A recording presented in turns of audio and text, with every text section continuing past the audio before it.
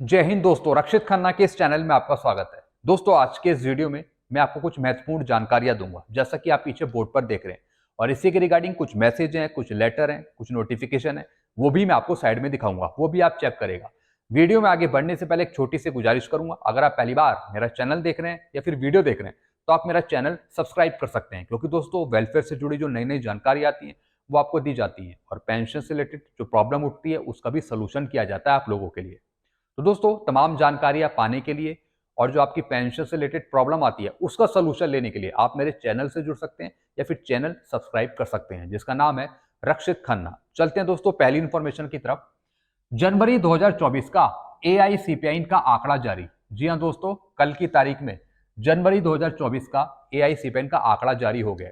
और दोस्तों, जैसे जैसे ये आंकड़ा आगे बढ़ेगा, जनवरी, फरवरी, मार्च, वैसे वैसे जुलाई 2024 का डीएडीआर कंफर्म होगा कि कितना बढ़ेगा जुलाई 2024 से।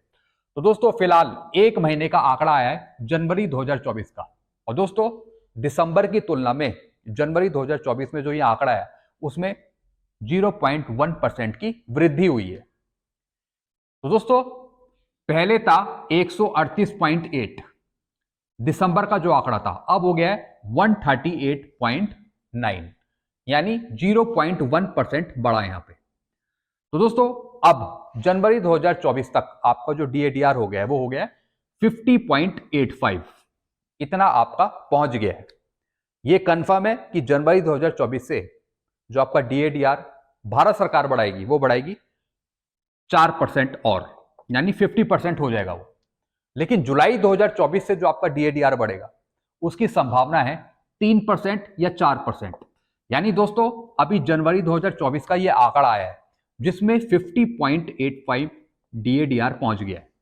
तो दोस्तों, जून तक अगर हम देखें, जून 2024 तक, तो दोस्तों आपका डीएडीआर 53 या फिर 54% पहुंच सकता है। 53% या 54। दोस्तों, इसमें 3 से 4% की बढ़ोतरी हो सकती है जुलाई 2024 से। या तो 53% अप्रूव होगा या फिर 54% अप्रूव होगा।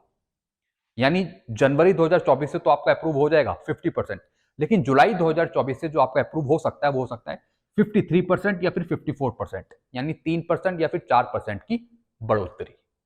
लेकिन दोस्तों, फिर मैं आपको कंफर्म कर रहा हूं, भारत सरकार डीएडीआर मर्ज नहीं करेगी। ये आंकड़ा ऐसे ही आगे चलता जाएगा। जनवरी 2024 का आंकड़ा आ गया, फरवरी 2024 का आंकड़ा, ऐसी जून जुलाई तक आंकड़ा चलेगा। डीएडीआर भी आपका कंफर्म होगा जुलाई 2024 से, लेकिन फिलहाल अभी भारत सरकार आपका डीएडीआर मर्ज नहीं करेगी, ये मैं आपको पहले से बताता हूं। चलते हैं दोस्तों दूसरी इंफॉर्मेशन की तरफ। पेंशनर ने कहा, धन्यवाद, मेरे चैनल को 568 का एरियर दिलाया। जी हाँ दोस्तों, एक साइड में मैं आपको मैसेज दिखा रहा हूं जिसमें एक पेंशनर ने मुझे धन्यवाद बोला है, क्योंकि दोस्तों इन्होंने मेरा यूट्यूब चैनल देखा था, उसमें जो वीडियो था 568 का उसको देखा। तो दोस्तों उसके बेस पर इन्होंने कार्रवाई करी।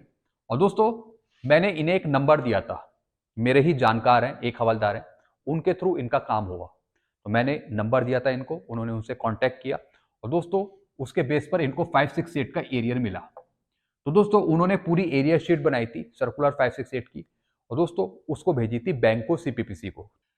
तो दोस्तों आप देख रहे हैं 42 दिन के बाद इनके खाते में एरियर आ गया सर्कुलर 568 का। तो दोस्तों आप भी मेरे चैनल से जुड़ सकते हैं या फिर चैनल सब्सक्राइब कर सकते हैं, क्योंकि दोस्तों जो भी आपके ड्यूज रहते हैं जो गवर्नमेंट आपको नहीं दे पाती वो आपको दिलवाए जाते हैं। चलते हैं अगली इंफॉर्मेशन की तरफ। न्यू टैक्स डिजाइन में 7 लाख तक की इनकम या फिर पेंशन पे कोई टैक्स नहीं है। काफी पेंशनर मुझे कमेंट कर रहे थे, क्या सर पेंशन पे कब टैक्स लगता है, कितनी तक की पेंशन पे टैक्स कैलकुलेट होता है। तो दोस्तों 7 लाख तक की इनकम या फिर पेंशन पे कोई टैक्स नहीं लगता। मैं एनुअल की बात कर रहा हूं, एनुअली बात कर रहा हूं, टोटल साल की। अगर आपकी 7 लाख तक इनकम है या फिर पेंशन है तो उस पर कोई टैक्स नहीं है। और दोस्तों अगर आप ओल्ड रिजाइम में देखें, पुराने रिजाइम के अनुसार, तो दोस्तों उसमें 5 लाख तक की इनकम थी या फिर पेंशन थी, उस पर कोई टैक्स नहीं था। अब नए टैक्स रिजाइम में 50,000 का स्टैंडर्ड डिडक्शन है, ये माइनस होगा टोटल सैलरी में से या फिर टोटल पेंशन में से जो साल की है। और दोस्तों 87A के अंतर्गत 25,000 तक की रिबेट मिलती है 87A के अंतर्गत। इसके अंतर्गत तो दोस्तों अगर आपकी 7 लाख से ऊपर जा रही है तभी आपकी पेंशन टैक्स के दायरे में आएगी, वरना दोस्तों 7 लाख तक की टोटल इनकम पे या फिर पेंशन पे आपको टैक्स नहीं देना पड़ता। चलते हैं अगली इंफॉर्मेशन की तरफ। इक्वल एमएसपी की सुनवाई 5 मार्च को। देखते हैं सरकारी वकील अपना क्या पक्ष रखते हैं जज के सामने। जैसा आपको पता है इक्वल एमएसपी की जो अगली सुनवाई है वो है 5 मार्च को। जैसा आपको पता है पिछली बार जो सुनवाई थोड़ी बहुत हुई उसमें सरकारी वकील अपनी बात रख ही नहीं पाए। कई बार जज को टाइम नहीं होता या फिर सरकारी वकील बहाना बना देते हैं कि हमें तो और टाइम चाहिए बात रखने का, लेकिन जज साहब को पूरी बात सुनने का मन कहाँ करता है, वो पूरी बात कभी सुनते ही नहीं है। अगर सुनी भी जाती है तो कहीं बर्थडे पार्टी में चले जाते हैं या फिर कहीं और चले जाते हैं, इसलिए सुनवाई बीच में पूरी नहीं हो पाती, कुछ ना कुछ काम पड़ जाता है हमारे जज साहब को। तो दोस्तों हम ये उम्मीद करते हैं कि जो 5 मार्च को ये सुनवाई होगी इसमें सरकारी वकील अपने पक्ष रखें इक्वल एमएसपी को लेकर, क्योंकि जो हमारे वकील हैं उन्होंने अपनी सारी दलीलें रख दी हैं पिछली कई सुनवाई में। हमारा पक्ष पूरी तरह मजबूत है, हमारे सारे डॉक्यूमेंट सारे कंप्लीट हैं, हमने सारी सुनवाई पूरी करी है। लेकिन सरकारी वकील का क्या कहना है इक्वल एमएसपी पर, यह देखा जाएगा 5 मार्च को।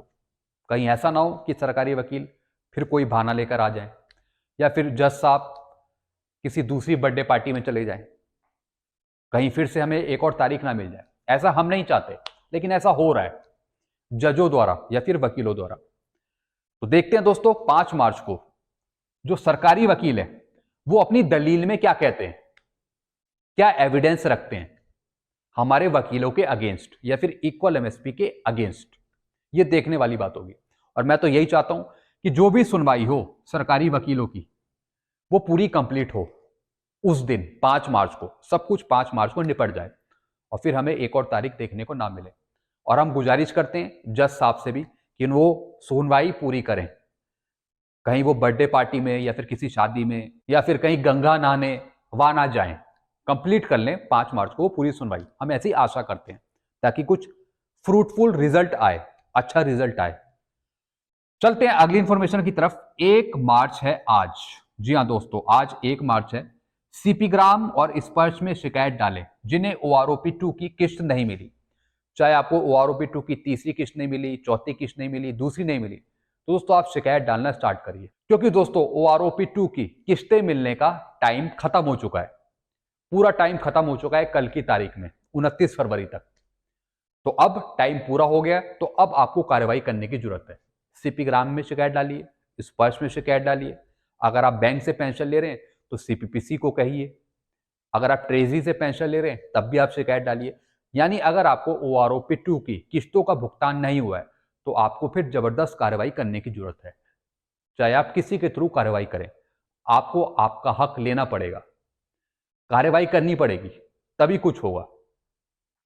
तो दोस्तों आज की डेट से आप कार्रवाई शुरू करें और उसमें लेटर अटैच करेंगे 666 सर्कुलर और 28 अप्रैल 2023 का वो लेटर जिसमें ये लिखा हुआ था कि इस टाइम तक आपको एरियर मिल जाना चाहिए था, जैसे कि बहुत से पेंशनर्स को मिला। तो ये लेटर आप कोट करेंगे, तभी आपको आपका हक मिल पाएगा। तो आज की डेट से अभी से आप शिकायत डालना स्टार्ट कर दीजिए अगर आपको OROP 2 की किस्तें नहीं मिली। तो दोस्तों ये कुछ इंफॉर्मेशन थी जो मैंने आपको समझाई। आई होप सारी चीज आप अच्छे से समझ गए होंगे। अगर फिर भी कोई कंफ्यूजन है, कुछ क्वेश्चन मार्क है, तो आप नीचे कमेंट कर सकते हैं। ऐसे दोस्तों मैं वेलफेयर से जुड़ी जानकारी आपके साथ लाता रहता हूं। आपको वीडियो अच्छे लगते हैं तो वीडियो को लाइक करें और इस चैनल को आप सब्सक्राइब कर सकते हैं। Thank you so much.